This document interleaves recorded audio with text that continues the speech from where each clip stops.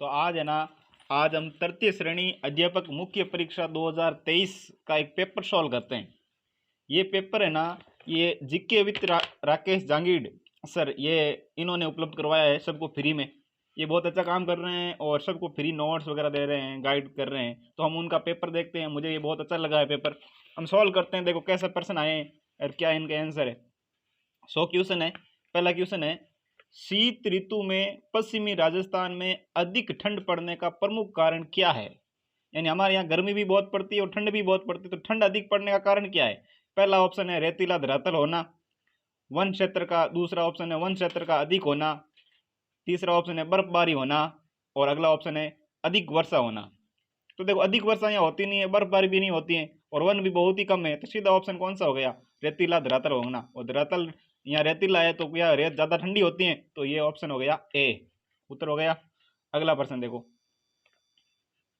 झालावाड़ और बांसवाड़ा जिले किस जलवायु खंड में सम्मिलित हैं। तो राजस्थान की जलवायु में ये जो झालावाड़ और बांसवाड़ा जिला है वो कौन से में आएगा, आर्द्र में आएगा, अर्ध शुष्क प्रदेश में आएगा, अति आर्द्र प्रदेश में आएगा, या फिर उप आर्द्र में आएगा। तो झालावाड़ में तो सबसे ज्यादा बरसात होती है, तो सबसे ज्यादा तो अति आर्द्र हो गया, तो इसका उत्तर क्या हो गया, अति आर्द्र, यानी ऑप्शन जो सी हमारा सही आंसर हो गया। ठीक है, अगला प्रश्न देखते हैं, क्वेश्चन नंबर 3। राजस्थान के कौन से जिले 50 सेंटीमीटर समवर्षा रेखा के पश्चिम में अवस्थित हैं। नीचे दिए गए कूटों में सही उत्तर चुनिए। तो हमें बताना है कि 50 सेंटीमीटर समवर्षा रेखा जो है अरावली के समांतर है। तो अब इसके पश्चिम में कौन कौन से, तो दौसा तो है, दौसा तो नहीं होगा, ये तो जयपुर के नजदीक पड़ता है, यहाँ नहीं होगा। यहाँ चूरू, तो चूरू सही है। और एक कौन सा है, हनुमानगढ़। चूरू और हनुमानगढ़, भीलवाड़ा भी नहीं होगा, तो इसका ऑप्शन हो जाएगा डी, 2 व 3। ठीक है, अगला क्वेश्चन देखते हैं, निम्नलिखित में से कौन सा CWG प्रकार की जलवायु दर्शाता है।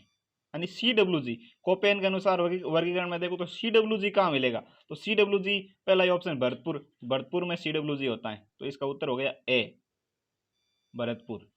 ठीक है, अगला क्वेश्चन, कौन सा सही सुमेलित नहीं है। ये जो थॉर्नवेट का वर्गीकरण है इसके अनुसार है, देखो EA-D जलवायु प्रदेश पूर्वी राजस्थान में, तो EA- ये पूर्वी राजस्थान में नहीं, ये पश्चिम में है, तो ये पहला ही गलत हो गया। ठीक है, बाकी ये सारे सही है। DBW- जो है ये है उत्तरी राजस्थान में, DA-W है ये मध्य राजस्थान में, और CA-W जलवायु प्रदेश है दक्षिण पूर्वी राजस्थान में। ठीक है, ये क्वेश्चन 5 हो गया। क्वेश्चन नंबर 6, पश्चिमी राजस्थान में पाए जाने वाले बालुका स्तूपों का निर्माण निम्नलिखित में से किस प्रक्रिया का परिणाम है। यानी पश्चिमी राजस्थान में जो बालुका स्तूप पाए जाते हैं वो किस प्रकार से बनते हैं। तो इसमें पहला ऑप्शन है अपर्दन व निक्षेपण, दूसरा है अपर्दन व अपसरण, तीसरा है निक्षेपण व अनाच्छादन, और चौथा है अपसरण व निक्षेपण। तो देखो यहाँ पर सबसे ज्यादा तो होता है पहले हवा से अपर्दन होता है और फिर वो वापस जम जाता है, निक्षेपण हो जाता है। पहला उत्तर है ना वो सही हो गया, अपर्दन और निक्षेपण 2 प्रक्रियाएं होती हैं बालुका स्तूपों में, तो ए हो गया। अगला प्रश्न देखो, सूची 1 व सूची 2 को सुमेलित कीजिए और नीचे दिए गए कोड से सही उत्तर का चयन कीजिए।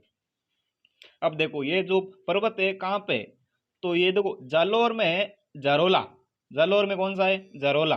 ठीक है, और जयपुर में कौन सा है, जयपुर में बिलाली, जयपुर में कौन सा है, बिलाली। और अलवर में है बरवाड़ा, अलवर में बरवाड़ा।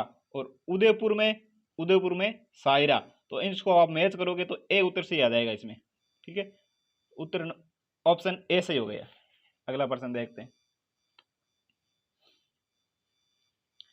निम्नलिखित में से अरावली प्रदेश में स्थित दर्रा नहीं है। अब इनमें से कुछ दर्रे दिए हुए हैं, बताना कि अरावली में कौन सा नहीं है। तो देबारी कहाँ है, देबारी उदयपुर में, तो ये अरावली में हो गया। कामली घाट ये भी उदयपुर ये हो गया इसमें अरावली में। और हाथीगुड़ा भी है, लेकिन जेतवास ये पाली में आता है, तो ये नहीं होगा। अगला प्रश्न 9, बूंदी की पहाड़ियां का सर्वोच्च शिखर है।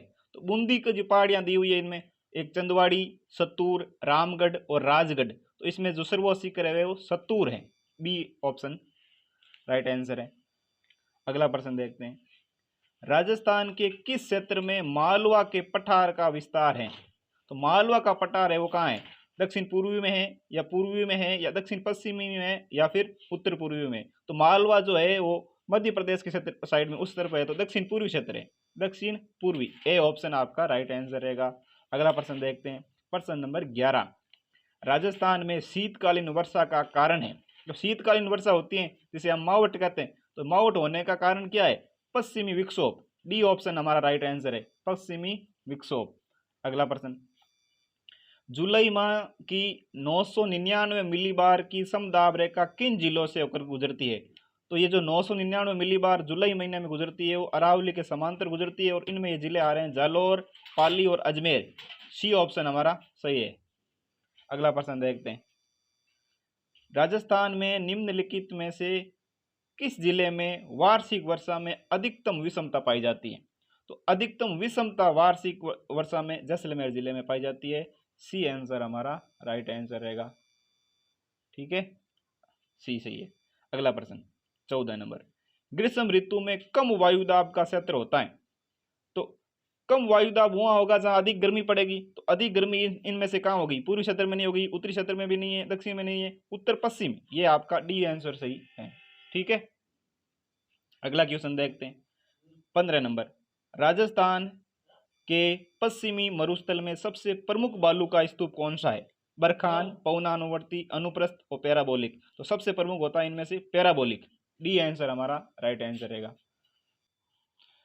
देखो क्वेश्चन नंबर 16 हो गए आगे। 16 में क्या है? सभ्यता और साक्ष्य हमें सुमेलित करना है। तो कालीबंगा, कालीबंगा में मिला है हाथी दांत का कंगा, तो सीधा ही मिलेगा ये एक से। आड़, आड़ में 6 ताम्र मुद्राएं मिली, ये भी सीधा ही मिलेगा। बालातल, बुना हुआ वस्त्र मिला। गणेश्वर, दोहरी पेचदार शिरा वाली ताम्र पिने मिली, तो ये सीधा ही होगा। 1 2 3 4 यानी सी ऑप्शन हमारा राइट आंसर रहेगा। C option number C. आगे चलते हैं, क्वेश्चन नंबर 17। 17, कालीबंगा से संबंधित असत्य कथन कौन सा या कौन से है? देखो पहला कथन क्या दिया हुआ है, कालीबंगा सभ्यता की खोज अमलानंद घोष द्वारा वर्ष 1951-52 में की गई। तो ये बिल्कुल सही कथन है, पहला सही हो गया। दूसरा, कालीबंगा सभ्यता के उत्खनन से अमलानंद घोष, बी के थापर, बी लाल के अलावा के एन पुरी का भी संबंध है। तो के एन पुरी इनके साथ नहीं था, ये गलत है, ये गलत हो गया। तीसरा, कालीबंगा सभ्यता स्थल हनुमानगढ़ जिला मुख्यालय के दक्षिण पूर्व में दिशा में स्थित है। तो ये दक्षिण पूर्व गलत है, दक्षिण पश्चिम में होगा, तो ये भी कथन गलत हो गया। तो इसमें सिर्फ केवल कथन एक सत्य है, ए ऑप्शन राइट आंसर है। आगे चलते हैं क्वेश्चन नंबर 18 पे, किस सभ्यता स्थल में गाय के मुख वाले प्याले व तांबे के बेल प्राप्त हुए?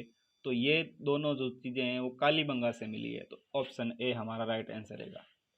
अगला प्रश्न है, कालीबंगा सभ्यता क्षेत्र से कितनी अग्नि वेदिकाएं प्राप्त हुई है? तो कालीबंगा से हमें 7 अग्नि वेदिकाएं मिली है, तो ऑप्शन सी हमारा राइट आंसर रहेगा। क्वेश्चन नंबर नेक्स्ट 20 नंबर, आड़ सभ्यता की सर्वप्रथम खोज करने का श्रेय किस पुरातत्ववेत्ता को जाता है? तो यह है अक्षय कीर्ति व्यास। ऑप्शन सी हमारा राइट आंसर रहेगा। अगला क्वेश्चन है क्वेश्चन नंबर 21, ताम्र संचयी संस्कृति के नाम से किस सभ्यता स्थल को जाना जाता है? तो ताम्र संचयी संस्कृति है वो गणेश्वर को कहा जाता है, तो ऑप्शन सी हमारा राइट आंसर रहेगा। क्वेश्चन नंबर 22, निम्न सभ्यताओं व उनसे संबंधित उत्खननकर्ताओं में से कौन सा जोड़ा सही सुमेलित नहीं है? तो देखो पहला है बैराट दयाराम सानी, बिल्कुल सही है। कालीबंगा, बी के थापर, ये भी सही है। आड़ कैलाशनाथ दीक्षित, ये गलत हो गया। आड़ में अक्षय कीर्ति व्यास थे, और ये हमारा राइट आंसर, ये फिर गलत चूज करना है, तो सी हमारा आंसर रह जाएगा।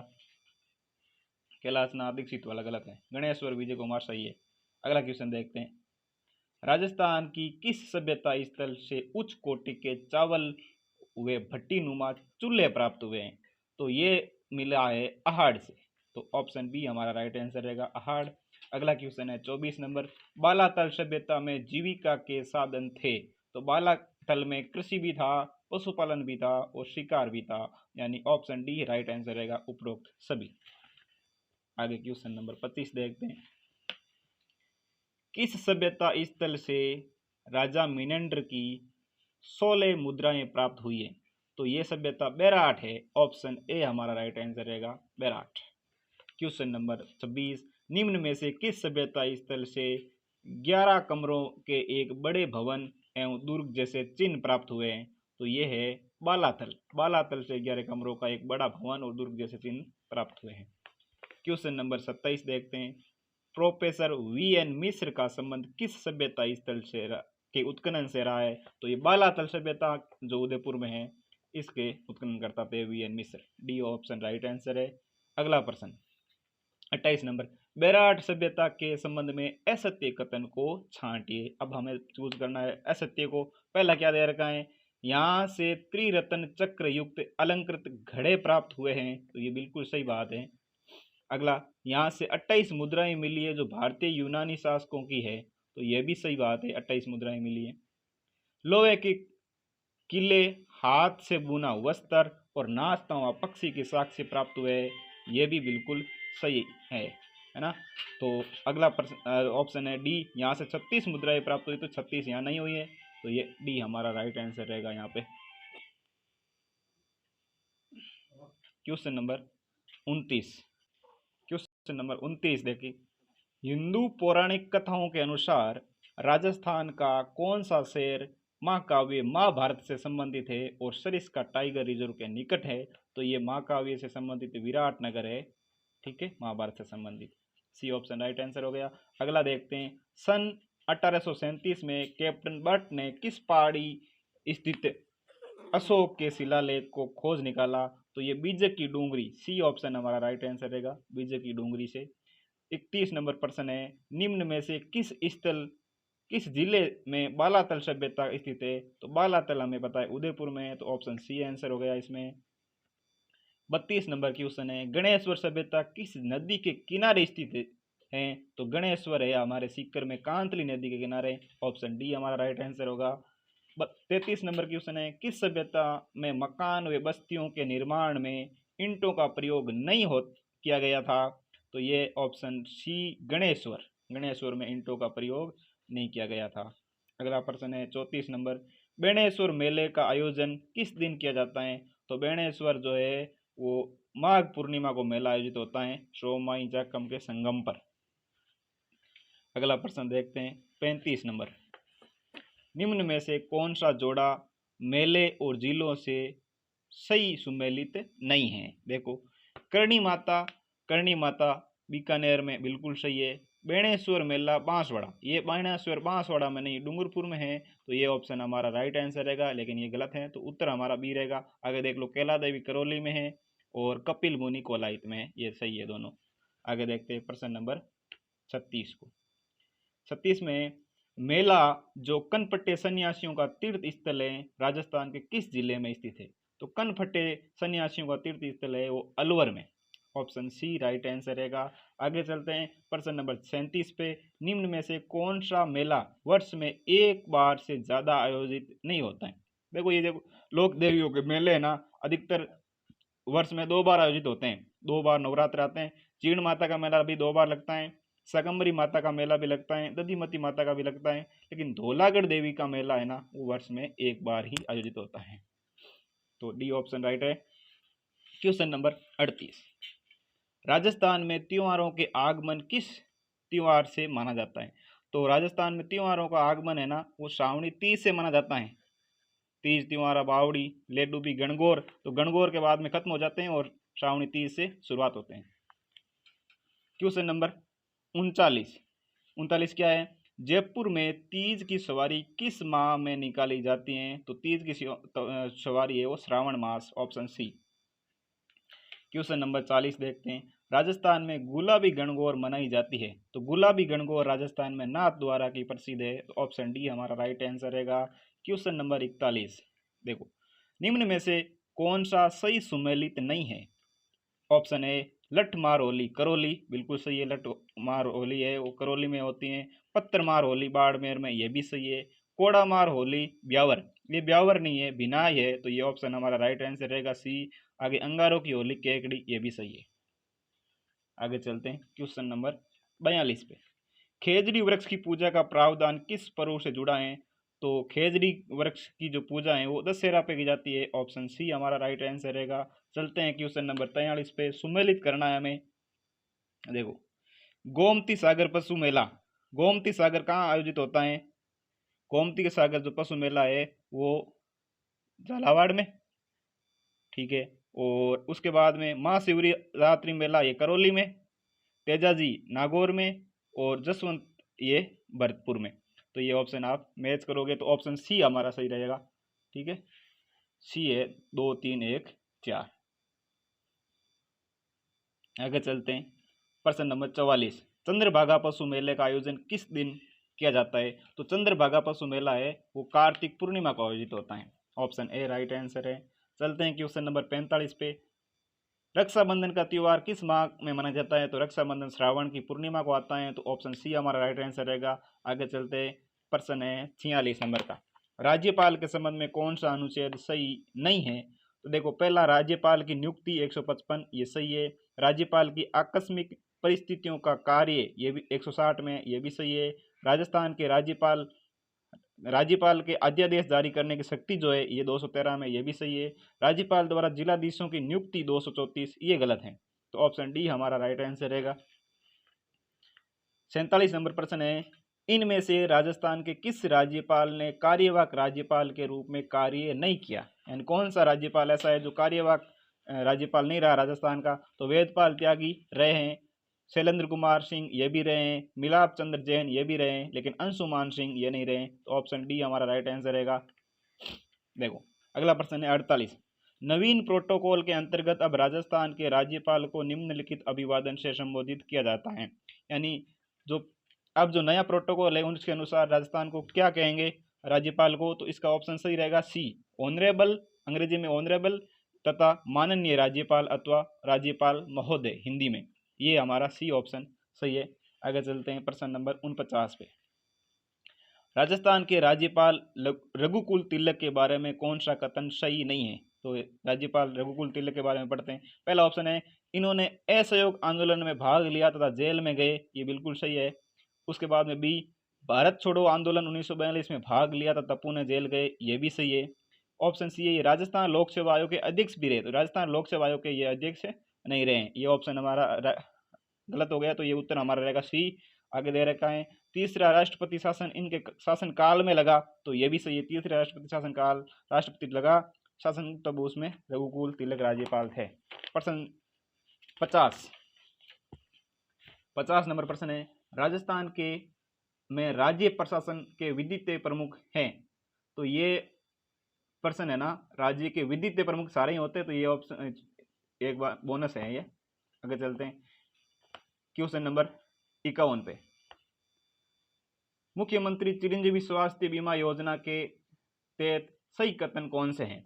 तो देखो, ये योजना 1 मई 2021 को शुरू की गई, बिल्कुल सही है, 1 मई 2021 को शुरू की गई। योजना के अंतर्गत योजना के अंतर्गत अस्पताल में भर्ती होने के 5 दिन पूर्व और 15 दिवस पश्चात का खर्च शामिल है, यह भी सही है। 5 दिन पहले के और 15 दिन बाद का खर्चा दिया जाता है। बजट 2021-22 में चिरंजीवी योजना में प्रति परिवार सालाना 5 लाख राशि बढ़ा करके 10 लाख कर दी गई। तो ये 2021-22 में नहीं किया गया, हालांकि अभी जो बजट आया नया उसमें कर दिया गया है। तो उस हिसाब से ये कथन तीसरा गलत हो गया। तो ऑप्शन ए हो गया, 1 व 2 ही सही है। आगे चलते हैं 52 नंबर, शुद्ध के लिए युद्ध अभियान कब शुरू किया गया? तो ये शुरू किया गया 26 अक्टूबर 2020, बी ऑप्शन हमारा राइट आंसर है। क्वेश्चन नंबर 53 देखते हैं, इंदिरा गांधी मातृत्व पोषण योजना के बारे में सही कथन कौन से? ठीक है, ये योजना की शुरुआत 19 नवंबर 2020 से की गई, बिल्कुल सही है, 19 नवंबर 2020 से शुरू की गई। प्रतापगढ़, डूंगरपुर, बांसवाड़ा, उदयपुर व शहर या बाहुल्य 12 जिले में संचालित हैं, यह भी सही है। तीसरा है, 5 चरणों में कुल 50,000 रुपये की राशि दूसरी संतान के जन्म पर दी जाएगी, तो ये गलत है। 50,000 नहीं दी जाते, 6,000 रुपये दूसरी संतान पर दिए जाते हैं। तो 1 व 2 सही रहा, तो सी हमारा राइट आंसर रहेगा।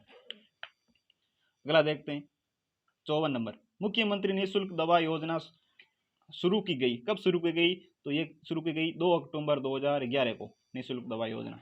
ए रह गया हमारा उत्तर। अगला प्रश्न देखते हैं 55।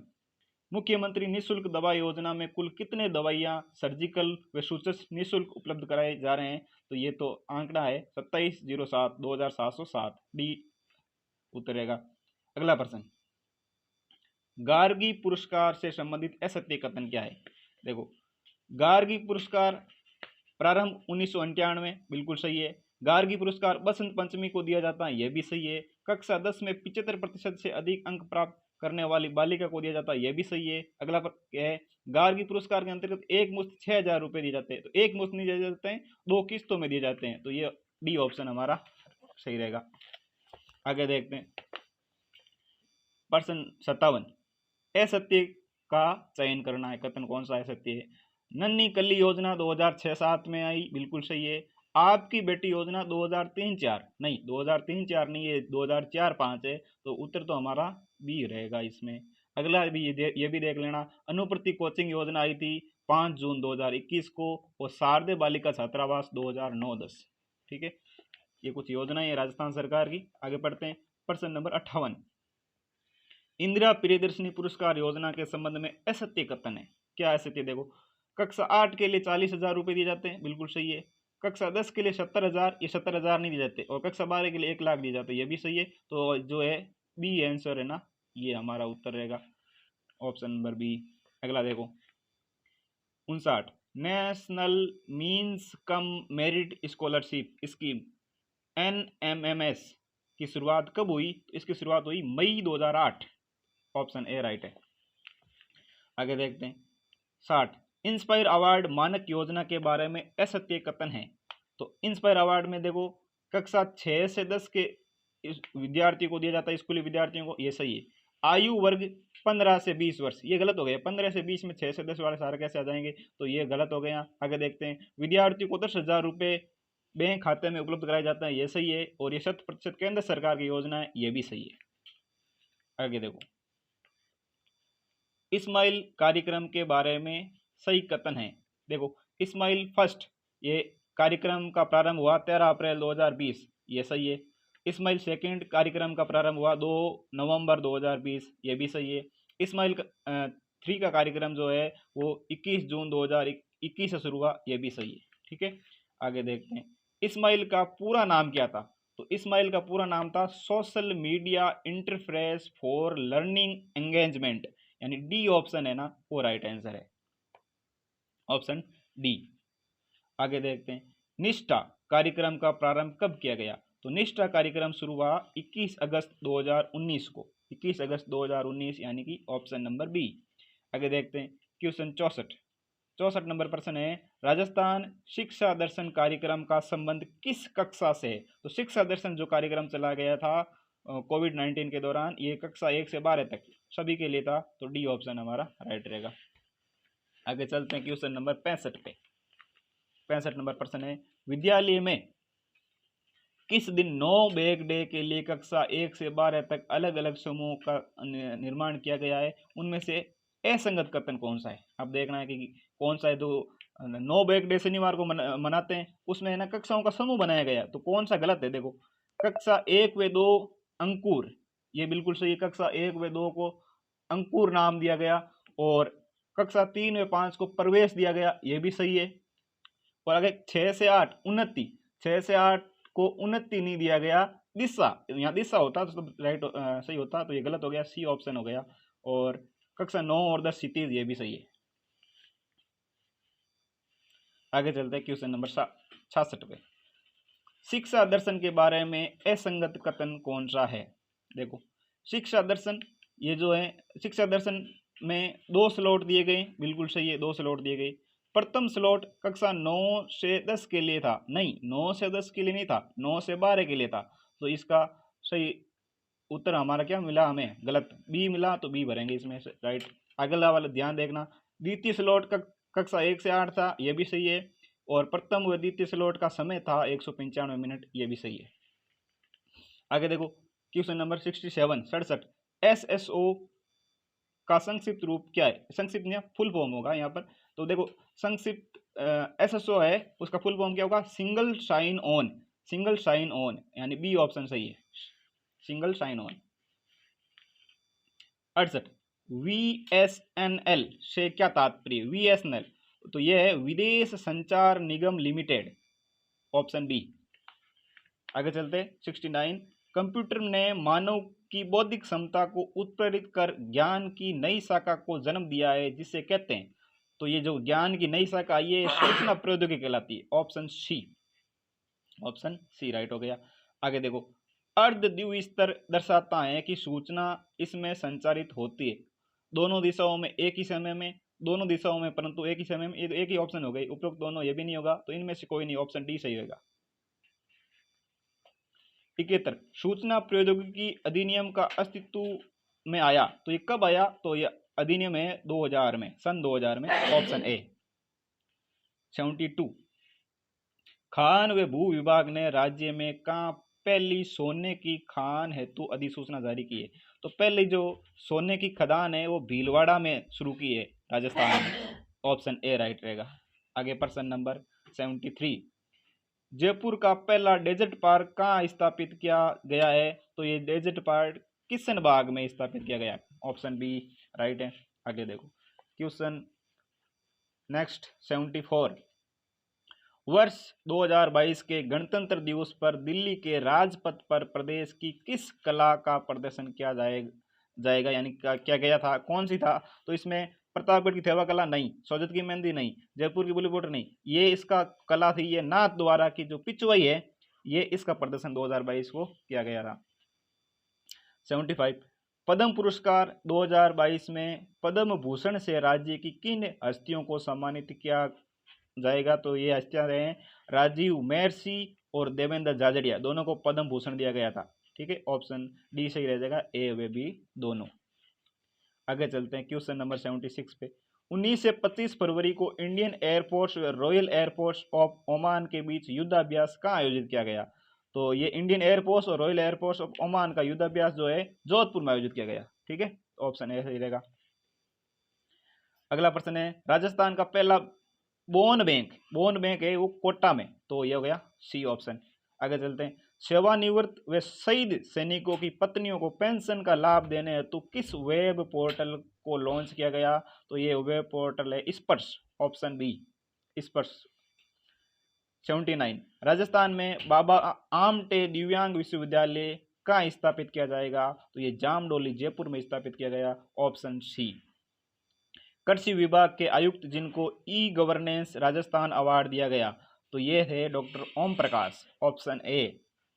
चलते हैं नेक्स्ट क्वेश्चन पर राजस्थान स्मार्ट सिटी योजना के तहत कितने शहर शामिल किए गए?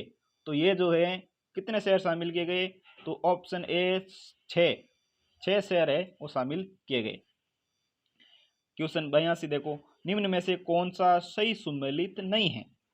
कालीबंगा समय मापक गिलास बिल्कुल सही है, यहाँ पे समय मापक गिलास मिला। आड़ मकान की छत बांस व केलू से बनी, ये भी सही है। बैराट 11 कमरों के बड़े भवन एवं दुर्ग के चिन्ह, ये गलत है, तो ऑप्शन सी हमारा राइट आंसर रहेगा। गणेशपुर में मछली पकड़ने का कांटा भी मिला है।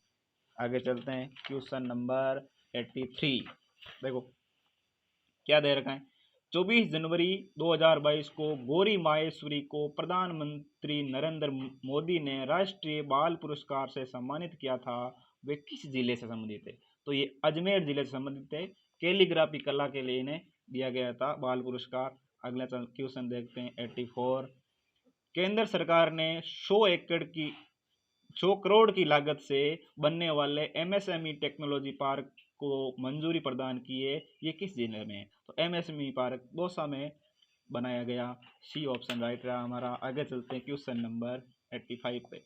अब बात करते हैं मनोविज्ञान की। निम्न में से कौन सा कथन असत्य है? शिक्षा मनोविज्ञान शिक्षा संबंधी व्यापक दृष्टिकोण नहीं प्रदान करता, व्यापक दृष्टिकोण तो प्रदान करता है, तो ये कथन पहला ही गलत हो गया, ठीक है। इसके बारे में जो सत्य कथन है ये भी पढ़ लेते हैं। शिक्षा मनोविज्ञान व्यक्तिगत विभिन्नताओं को ध्यान रखना सिखाता है, सही है। शिक्षा मनोविज्ञान अध्यापकों को मापन की विधियों से परिचित कराता है, यह भी सही है।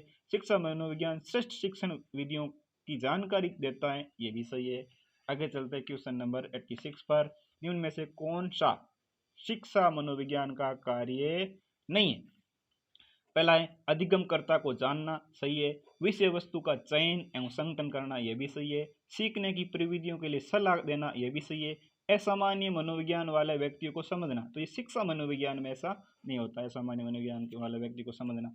ऑप्शन डी रहेगा हमारा उत्तर। आगे चलते 87, शिक्षा मनोविज्ञान मनोविज्ञान की वे शाखाएं जो सीखने तथा सिखाने की प्रक्रिया का अध्ययन करती हैं। इस परिभाषा को दिया, तो ये जो परिभाषा है थॉर्नडाइक ने दी है, थॉर्नडाइक की परिभाषा है।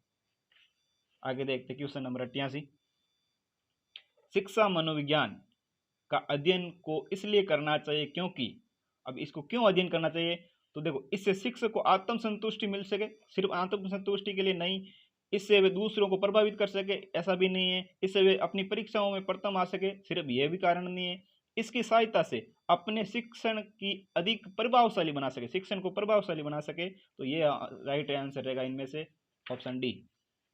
वर्तमान में शिक्षा मनोविज्ञान का अध्ययन विषय है, तो अभी जो मनोविज्ञान शिक्षा मनोविज्ञान है वो मानव व्यवहार का अध्ययन करता है, तो ऑप्शन सी राइट रहेगा। आगे चलते हैं 90 क्वेश्चन,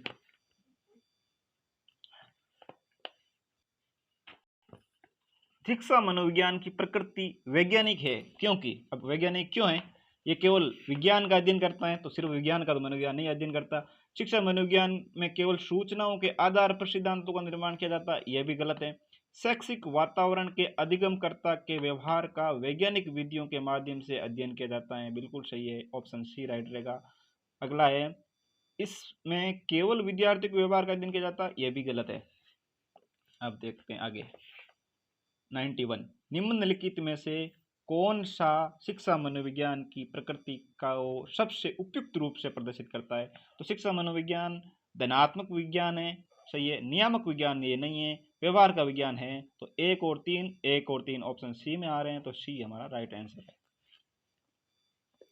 92, निम्नलिखित में कौन सा शिक्षा मनोविज्ञान का निहितार्थ एक अध्यापक के लिए सहायक नहीं है, तो देखो अधिगमकर्ता के विकासात्मक विशेषताओं को समझने में, ये सही है, व्यक्तिगत विभिन्नता को पहचानने में भी शिक्षा मनोविज्ञान सहायक है, कक्षा की समूह गतिशीलता को जानने में भी सहायक है, अधिगम की अभिक्षमता बढ़ाने में, तो अधिगम की अभिक्षमता बढ़ाने में नहीं होगा, तो इस हिसाब से ऑप्शन डी सही रहेगा।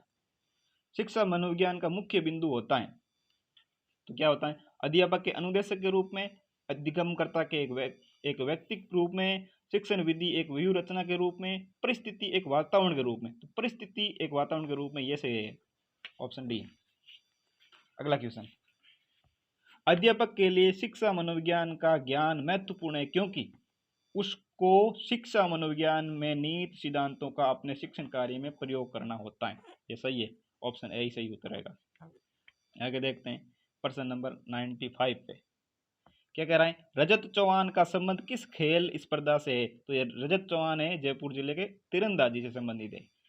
आगे देखो क्वेश्चन नंबर 96, असंगत युग्म है वनस्पति और कोपेन का वर्गीकरण, स्टेपी जलवायु है BSHW में, बिल्कुल सही है, स्टेपी होती है यहाँ पे। जीरोफाइट BWSW ये भी सही है, इधर जो पश्चिमी राजस्थान में जीरोफाइट होती है BWSW में। मैग्रोव वनस्पति AW ये गलत है, मैग्रोव वनस्पति AW में नहीं है। मिश्रित वनस्पति सदाबहार ये CWG में, ये सही है। आगे देखो अगला क्वेश्चन नंबर है आपका 97। देखो सबसे पहले इसमें सम्मिलित करना है EA-D जो है वो जैसलमेर, जोधपुर और बाड़मेर में है, ठीक है, तो ये आप इससे मिलान कर देंगे। दूसरा है DB-W है गंगानगर, चूरू और बीकानेर, गंगानगर, चूरू और बीकानेर। और DA-W है ये है अजमेर, नागौर, जयपुर, इससे मिलान करेंगे। और CA-W है कोटा, बूंदी, डूंगरपुर में, तो ये इससे हो जाएगा, तो ऑप्शन डी इस हिसाब से हमारा सही रहेगा। अगला क्वेश्चन सम्मिलित करना है, यहाँ पर भी, यहाँ पर चोटियाँ दी गई है और जिले दिए हुए हैं कि कौन से जिले में कौन सी चोटी है। तो शेवर जो है वो आपके जयपुर में है, शेवर जयपुर से मिलान हो गई।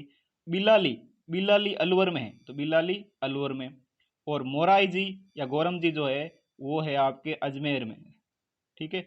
और लीलागढ़ है वो है उदयपुर में, लीलागढ़ उदयपुर में। इस हिसाब से ऑप्शन ए राइट रहेगा हमारा आंसर नंबर, ऑप्शन ए सही है। आगे देखते 99, निम्न में से कौन सा सांकेतिक कोड कोपेन का दिया नहीं है? तो कोपेन ने BSHW दिया है, BWHW ये भी दिया है, CAW नहीं दिया है, CAG दिया था तो ये नहीं है, और ऑप्शन सी हमारा आंसर रह जाएगा इसमें, और AW भी दिया है। क्वेश्चन नंबर लास्ट 100th, हाल ही में किस विभाग द्वारा ई वर्क व ई मैप मोबाइल ऐप का शुभारंभ किया गया? तो ये ग्रामीण विकास और पंचायती राज विभाग है, इन्होंने शुरू किया है। तो ये था हमारे आज के 100 क्वेश्चन। कैसे लगे आपको जरूर बताना। Thank you.